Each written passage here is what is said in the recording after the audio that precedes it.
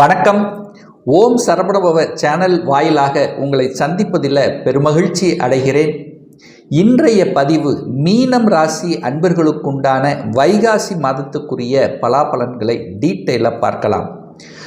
குரு பகவானை ஆட்சி வீடாக கொண்ட உங்களுக்கு இந்த வைகாசி மாதம் உங்களுடைய ராசிநாதன் என்று சொல்லக்கூடிய குரு பகவான் 3ஆம் இடத்துல போய் மறைஞ்சிருக்கார். அப்போ குரு 3ஆம் இடத்துல போய் மறைஞ்சிட்டாரே, ஏதாவது கெடுதல் நடந்து விடுமோ என்கின்ற ஐயப்பாடு ஒரு சிலருக்கு ஏற்படுத்தும்.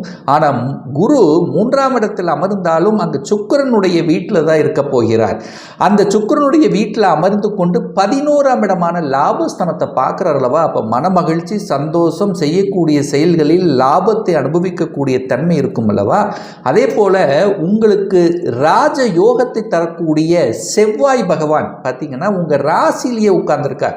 பாக்யாதிபதி என்று சொல்லக்கூடிய ராசியில் இருப்பது உங்களுக்கு அனைத்து விதத்திலும் மேன்மை தரக்கூடிய அமைப்பு. ஆனால் செவ்வாய்ங்கிறது என்ன, ஒரு தைரிய வீரியத்தை தரக்கூடிய அமைப்பு அல்லவா. எதையும் செய்யலாம் என்கின்ற அந்த முரட்டு தைரியம் உங்களுக்கு தரக்கூடிய அமைப்பு.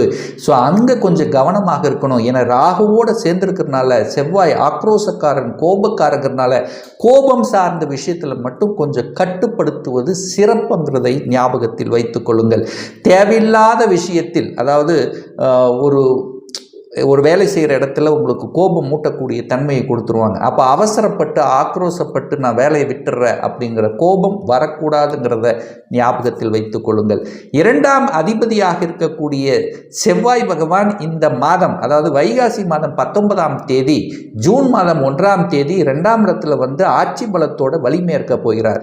அப்போ தனஸ்தானாதிபதி, குடும்பஸ்தானாதிபதி, வாக்குஸ்தானாதிபதி வலிமை பெறக்கூடிய இந்த வைகாசி மாதத்தில் பொருளாதாரம் சார்ந்த விஷயத்தில் நிச்சயமாக லாபத்தையும் மன மகிழ்ச்சியையும் பொருளாதார ஏற்றத்தை தரக்கூடிய தன்மை, வீட்டுக்கு தேவையான பொருள்களை வாங்கி மகிழக்கூடிய தன்மை, குடும்பத்தில் சுபகாரியங்கள் செய்யக்கூடிய அத்தனை அம்சங்களும் சிறப்பாக இருக்கு.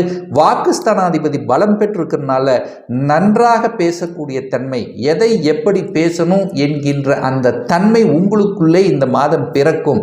எந்த டீலாக இருந்தாலும் கச்சிதமான பேசி முடிக்கக்கூடிய தன்மையை உருவாக்கும். 3ஆம் இடத்துல குரு பகவான் 3ஆம் அதிபதி ஆட்சி பலத்துடன் வலிமையாக இருக்கக்கூடிய இந்த மாதத்தில் பார்த்தீங்கன்னா அதில் சுக்கிரன் வலுப்பெற்றிருக்கிறதுனால, சுக்கிரனுங்கிறது கலைத்துறைக்கு ஒரு காரகன் அல்லவா. அப்போ 3ஆம் இடம் என்பது இசை, மியூசிக் சம்பந்தப்பட்ட ஒரு இடம் அல்லவா.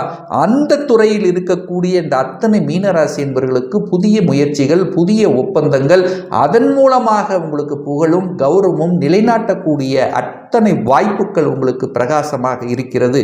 கலை சம்பந்தப்பட்ட, அழகு சம்பந்தப்பட்ட துறையில் இருக்கின்றவர்கள் ஒரு கூடுதல் வருமானம், அதாவது அழகு சம்பந்தப்பட்ட துறை அப்படின்னு எடுத்துட்டோன்னா அந்த குழந்தைகளுக்கு தேவையான அழகு சாதனங்கள், பெண்களுக்கு சம்பந்தப்பட்ட அந்த அழகு சம்பந்தப்பட்ட சாதனங்கள், பியூட்டி பார்லர், இந்த மாதிரி வச்சிருக்கிறவங்களுக்கு நல்ல ஒரு வாய்ப்புகள், அதாவது லாபம் தரக்கூடிய அமைப்பு, புகழ் பெறக்கூடிய அமைப்பு.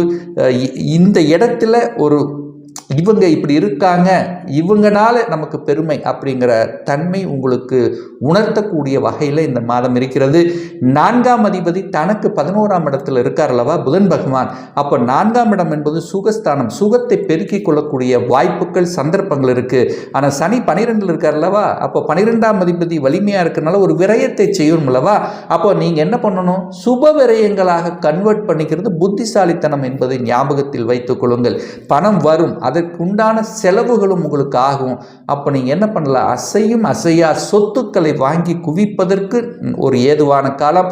ஏன்னா பூமிக்காரகனான செவ்வாயும் ஆட்சி பலம், வீட்டுக்கு காரகனான சுக்கிரன் ஆட்சி பலத்தோடு இருக்கிறனால வீடு சம்பந்தப்பட்ட, நில சம்பந்தப்பட்ட இந்த விஷயத்தில் உங்களுக்கு அனுகூல மேன்மையை தரும்.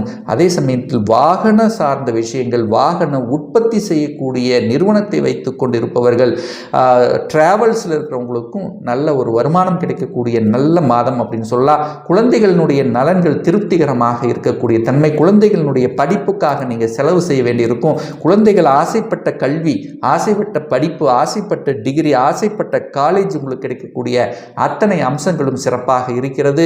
அதே சமயத்தில் ஒரு சிலருக்கு பார்த்தீங்கன்னா அரசாங்க வேலைக்கு செல்லணும் என்று ரொம்ப நாளாக ஒரு பிரார்த்தனை வைத்துக்கொண்டு அதற்காக கடுமையான முயற்சி எடுத்து உழைத்து கொண்டிருக்கின்ற மீனராசி அன்பர்களுக்கு தக்க பலன் கிடைக்கக்கூடிய ஒரு நல்ல மாதமாக இருக்கு. குருவும் சூரியனும் இணைந்து சிவராஜ யோகத்துடன் இருக்கின்ற இந்த அற்புதமான மாதத்தில் அரசு சம்பந்தப்பட்ட அது தொடர்புடைய பணிகள் இருக்கின்றவர்களுக்கு ஒரு நல்ல வளர்ச்சி, மேம்பாடு, இடமாற்றம், ப்ரமோஷன், இந்த மாதிரி அத்தனை விஷயங்களும் உங்களுக்கு சிறப்பாக இருக்கு.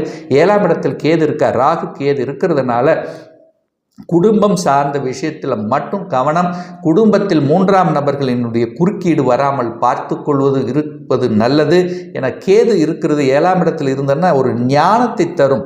ஏதாவது ஒரு சண்டை சச்சரவு, குடும்ப பிரிவு மாதிரி போயிருந்தா கூட இதனால தான் வந்தது, என்னுடைய அவசர கொடுக்கையினால இந்த பிரச்சனை இருக்குது, என்னால் தான் அப்படிங்கிற தன்மை அந்த ஈகோ கிளாஸ் எல்லாத்தையும் மறந்து ஒன்று சேர்வதற்கான வாய்ப்புகளை கொடுக்கும். ஏன் சொல்கிறேன்னா குரு பகவான் 7ஆம் இடத்தை பார்க்கிறார்.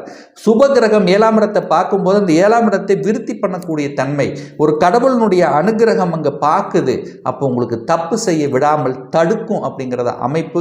ஸோ அந்த வகையில் திருமணம் சார்ந்த அனைத்து விதமான சுப காரியங்கள் நடக்கக்கூடிய ஏதுவான ஒரு தன்மையில் இருக்கிறது. பாக்கியஸ்தானத்தை பார்க்கிறார் குரு. பாக்கியங்கள் கிடைக்கும். குழந்தை பாக்கியம் தடைப்பட்டு கொண்டிருந்தவர்களுக்கு குழந்தை பாக்கியம் கிடைக்கக்கூடிய ஒரு அற்புதமான ஒரு காலகட்டம் அப்படின்னு சொல்லணும். தகப்பன் மூலமாக நல்லவைகள். என 9ஆம் இடத்தை அந்த சூரியனும் பார்க்கிறார் அல்லவா. தகப்பன் காரகன் என்று சொல்லக்கூடிய சூரிய பகவான் தகப்பன் ஸ்தானத்தை பார்ப்பது, தகப்பன் மூலியமாக நல்லவைகள். நீங்கள் ஒரு இடம் வாங்குறீங்க, அப்பாவுடைய ஹெல்ப் நடக்கும். ஒரு எந்த விதத்திலும் எந்த ரூபத்திலும் அப்பாவினுடைய அனுகிரகம் என்பது, அவருடைய ஆதரவு என்பது, அவருடைய தன்மை அப்படிங்கிறது இந்த மாதம் உங்களுக்கு சிறப்பாக இருக்கிறது. தந்தையின் மூலமாக நல்லவைகள் நடக்கக்கூடிய, தந்தை வர்க்கம் சார்ந்த விஷயத்தில் நல்லவை செய்யக்கூடிய, இத்தனை நாள் தகப்பனை விட்டு இருந்தவர்கள், தகப்பனால் சில சங்கடங்கள் இருந்தவர்கள் எல்லாம் இப்போ அதெல்லாம் பேச்சுவார்த்தையின் மூலம் சரியாகும். அல்லது ஏதாவது ஒரு குடும்ப விசேஷத்துக்கு கலந்து கொண்டு பேசி அது எல்லாமே மறந்து ஒரு சுமூகமான ஒரு தன்மை ஏற்படக்கூடிய அத்தனை அம்சங்களும் உங்களுக்கு சிறப்பாக இருக்கிறது. 10ஆம் இடம் என்பது என்னன்னா தொழில் ஸ்தானம். அந்த தொழில் ஸ்தானத்தின் அதிபதியாக இருக்கக்கூடிய அந்த குரு பகவான் எங்கே உட்கார்ந்திருக்கார்? தனக்கு 6ல் இருக்கிறதுனால வேலையை மட்டும் அவசரப்பட்டு ஆக்ரோசப்பட்டு விட்டுவிடக் கூடாதுங்கிறத ஆழமாக மனதில் பதிய வைத்துக் கொள்ளுங்கள். ஏன்னா உங்களுக்கு 7.5 சனி நடந்து கொண்டிருக்கிறது. 7.5 சனியில் விரய சனியாக இருக்கிறதுனால ஏதாவது ஒரு விரயத்தை ஏற்படுத்திவிடும். அப்போ அவசரப்பட்டு வேலையை விட்டுறக்கூடாது. அப்படியும் வேலையை மாறணும் அப்படின்னு நீங்கள் ஆசைப்பட்டீங்கன்னா இன்னொரு வேலையை அமைத்து கொண்டு மாறுவது தான் சால சிறந்தது என்பதை அனைவரும், இந்த மீனராசி என்பவர்கள் அனைவரும் புரிந்து கொள்ளணும். ஞாபகத்தில் வச்சுக்கோங்க. 11ஆம் இடத்தை குரு பார்க்கிறார், லாபஸ்தானத்தை பார்க்கிறார். எந்த அளவுக்கு உழைப்பை போடுகிறீரோ உழைப்புக்கு ஏற்ற ஊதியம் கிடைக்கும், நல்ல வருமானம் கிடைக்கும், லாபமும் கிடைக்கும். அதுக்கு தகுந்த மாதிரி செலவு உங்களுக்கு ஆகும். என்ன செலவு? சுப செலவு செஞ்சுக்குங்க. திருமணம் சுப செலவு, குழந்தைகளுடைய படிப்புக்கான செலவு, ஒரு வீடு வாங்கணும் வாங்கிக்கலாம், ஒரு வாகனம் வாங்கணும் வாங்கிக்கலாம். இந்த மாதிரி சுப செலவுகளை கன்வெர்ட் பண்ணிக்கிட்டீங்கன்னா சால சிறந்தது அப்படிங்கிறதை ஞாபகத்தில் வச்சுக்கோங்க. ஒரு சிலருக்கு வெளிநாட்டு யோகம் என்பது இருக்கு. அதாவது வெளிநாட்டில் போய் படிக்கணும், அல்லது அதாவது அதர் ஸ்டேட்டில் போய் வேலை பார்க்கணும், சென்ட்ரல் கவர்மெண்ட்டில் வேலை பார்க்கணும், சென்ட்ரல் கவர்மெண்ட் எக்ஸாம் எழுத வேண்டியது, அதே சமயத்தில் குரு காரகத்துவம் என்று சொல்லக்கூடிய பேங்க் செக்டரில் எழுதுவது, இதெல்லாமே உங்களுக்கு சிறப்பை ஏற்படுத்தி கொடுக்கக்கூடிய அம்சம். இதுவரைக்கும் நான் சொன்னது கோச்சார ரீதியான இந்த வைகாசி மாதத்துக்குரிய பலன்கள். இந்த பதிவு ஏதாவது ஒரு விதத்தில் உங்களுக்கு யூஸ்ஃபுல்லாக இருக்குங்கிறதுல எந்த மாற்று கருத்தும் இல்லை. ஒரு துல்லிய பலன் வேணும், ஒரு சுயஜாதகம் பார்க்கணும், என்னுடைய பர்சனல் கன்சல்டேஷன் எடுத்துக்கணும் என்று விருப்பமுடைய அன்பர்கள் டிஸ்பிளே தெரியக்கூடிய நம்பருக்கு வாட்ஸ்அப் மூலியமாகவோ ஃபோன் கால் மூலியமாக தொடர்பு கொண்டு அப்பாயின்மெண்ட் பெற்றுக்கொண்டு கன்சல்டேஷன் எடுத்துக்கலாம்.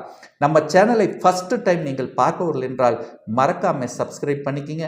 நான் போடக்கூடிய அத்தனை பதிவுகளும் உங்களுடைய நோட்டிஃபிகேஷனில் வந்து சேரும்.